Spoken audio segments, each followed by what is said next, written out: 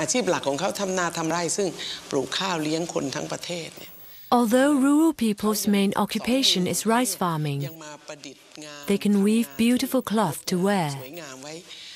They often told Her Majesty when there was no rain, the rice saplings that sprouted had no paddy ears. She said to them, if that was the case, they needed additional income in order to better manage for themselves. That's when she established the weaving project. It happened because she saw the beautiful silk clothes they wore to greet her. The blouses were silk, so were the pasins. Her Majesty said that she would turn this talent for weaving into supplementary income for them.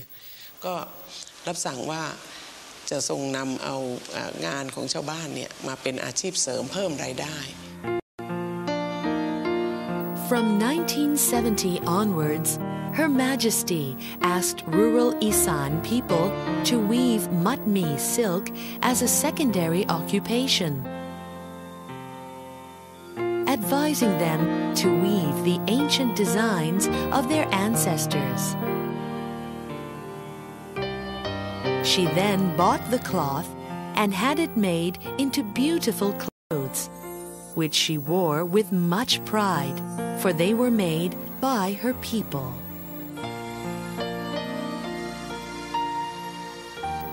As she traveled on royal visits to other countries, she would wear Thai national costumes made of matmi silk. These were greatly admired by her hosts.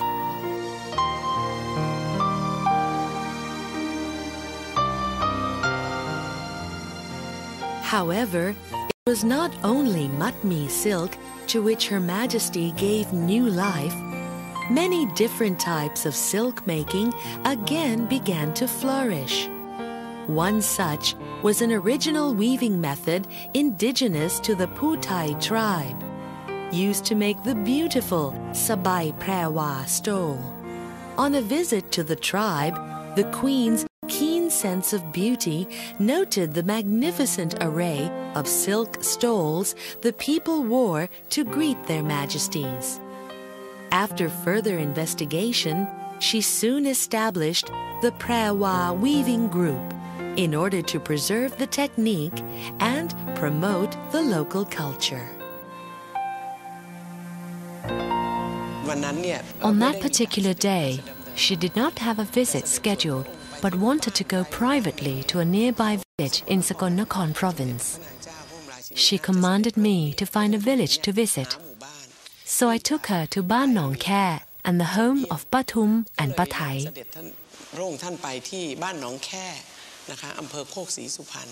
She went without the prior knowledge of the villagers and walked up and sat on the veranda of the cottage.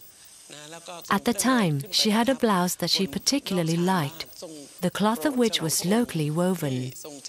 She told Pathum and Pathai she would like them to weave more just like it. She gave them the blouse so they could copy the weave exactly. When they had finished the cloth, they wanted to send her blouse back, but she told them to keep it. They placed it on an altar and have kept it ever since.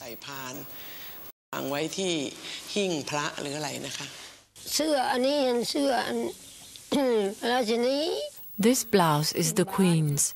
She was in my house. Once I took the blouse, she left. When she said goodbye, I said, "Oh, you forgot your blouse." She laughed and said she didn't want it back. She gave it to me. She told me to weave exactly the same, so I did. Then I got to see her and gave her the cloth. Everything was the same as the sample. The piece I wove, she said it was lovely, more so than her blouse even.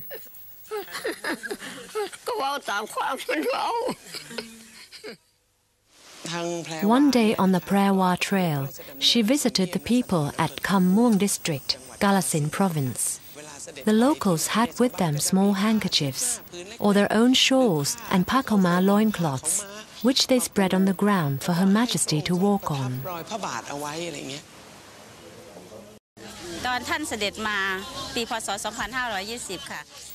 When she visited in 1977, the locals at Ban Pon and Ban Putai carpeted her path with prawa cloth. As a matter of fact, she really didn't want to walk on them. She said they were so beautiful it gave her goosebumps, but we wanted her to step on them. We are Putais, and we normally wear Putai tribal costume, a long, narrow-sleeved black prawa silk blouse with a prawa stole on top. And that was how we greeted the Queen. She said that our costume was unlike any she's ever seen before. She asked me where I came from, which tribe. I told her I came from Ban Pon and from the Putai tribe.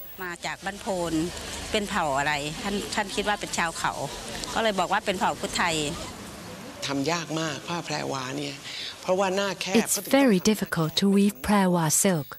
It must have a narrow width to keep to the traditional design, with colored threads inserted through each pattern, and each section has its own design. As a result, the patterns are raised from the main background. On the morning after her visit to the tribe, she sent us to the villages. We discovered that only a few of the elders weaved prawa. ท่านเสด็จมาก็เลยว่าอันนี้สวยดีนะนี่มากไหม Her Majesty came and said, "The cloth is beautiful. Do you have many pieces?"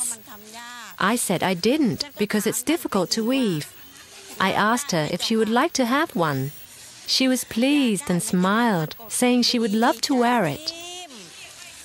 She said tomorrow somebody would come to discuss the matter. So she sent Tan Puying Suprapada and Tan Puying Jarungjit on a helicopter. They talked to the elders. They asked if Kun Yai could do it. She said no, she couldn't. It was too difficult. Many said it was very difficult. So Tan Puying asked me to head a prawa weaving group. I was worried we couldn't finish the job in time. One person does 2 to 3 flowers, gives it to another one to do 2-3 more. If we worked as a group of 3 to 4 persons, it would be all right, I said. She said once we'd finished, we should take it to the palace to present to the Queen. I didn't know where the palace was. ถ้าเสร็จแล้วนะจะพาไปถวายที่วังไม่รู้ว่าวังอยู่ไหน Her Majesty the Queen also took a keen interest in jok silk weaving. From a disappearing art, the silk has now become something to be proud of, not only for the weavers and designers, but also for all those who wear clothes made with it. A beautiful product that has brought sustainable jobs for rural people.